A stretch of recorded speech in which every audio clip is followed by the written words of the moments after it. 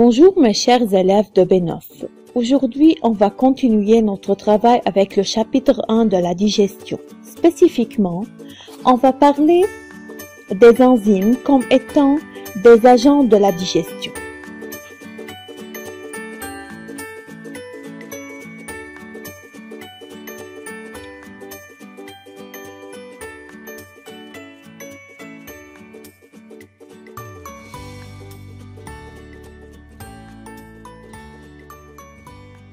À la fin de cette vidéo, vous devez être capable de déterminer les conditions nécessaires au fonctionnement normal des enzymes, définir une enzyme, distinguer entre un suc digestif et une enzyme, finalement citer les propriétés d'une enzyme.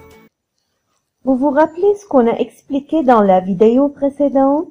Très bien, on a appris que l'amylase salivaire est une enzyme qui transforme ou bien qui aide dans la digestion de l'amidon en maltose.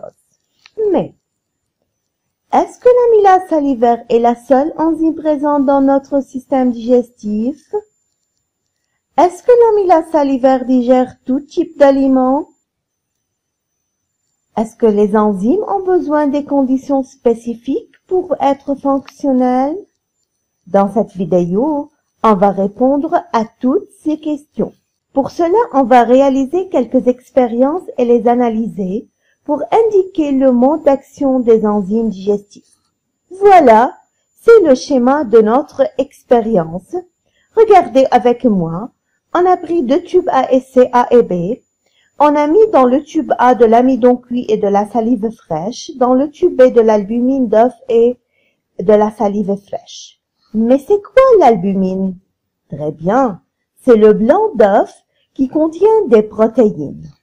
Tout d'abord, il faut faire la description du dispositif expérimental. Essayez avec moi. De la salive fraîche est mise dans deux tubes A et C, A et B. De l'amidon cuit est additionné au tube A et de l'albumine d'œuf est additionné au tube B. Les deux tubes A et C sont placés dans un bain-marie à 37 degrés Celsius et pendant 1 heure. On a vu avant que la salive fraîche fait la digestion de l'amidon en maltose. Est-ce qu'il peut agir de même sur l'albumine? Continuez avec moi pour voir. Au début, on va poser une question qui illustre le problème posé dans cette expérience. Notre question peut être, est-ce que la salive est spécifique pour l'amidon? Ou bien, quel est le substrat de la salive? Ou bien, est-ce que la salive agit sur l'albumine?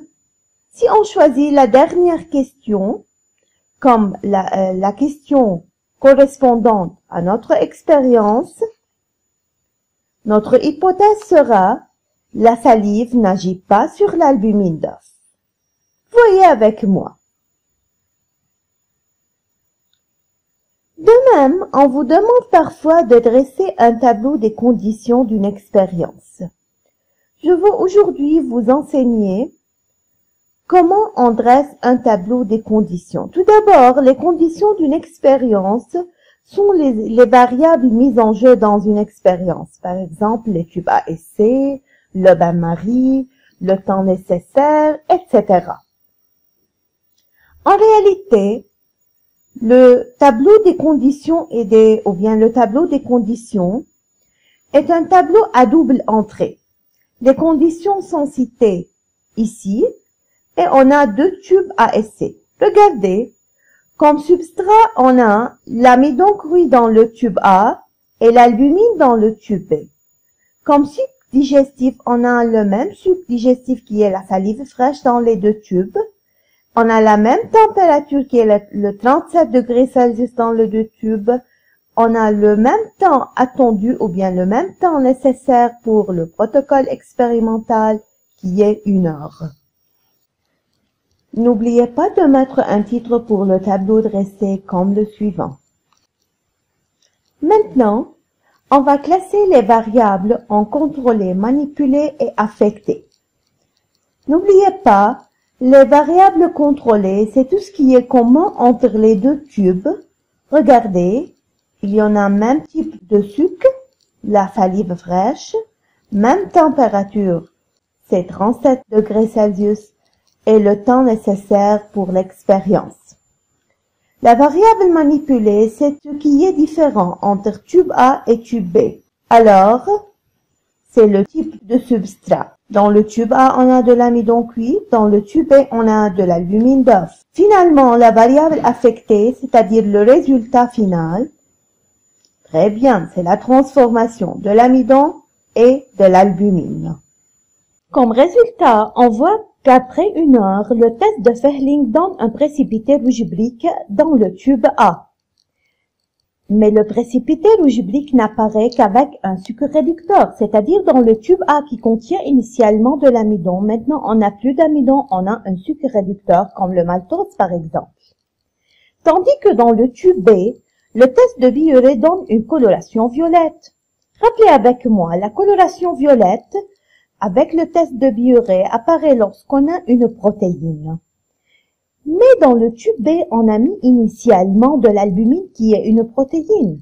C'est-à-dire, l'albumine persiste encore dans le tube B et l'albumine n'a pas subi la digestion. Maintenant, pour interpréter cette expérience ou bien les résultats de cette expérience, n'oubliez pas de poser un peu la vidéo, d'essayer de faire l'interprétation tout seul et rappelez toujours que l'interprétation est une analyse et une signification. Alors, notre interprétation sera, après 1 heure dans le tube A, le test de Ferling donne un précipité rouge brique où l'amidon cuit et la salive fraîche sont additionnés.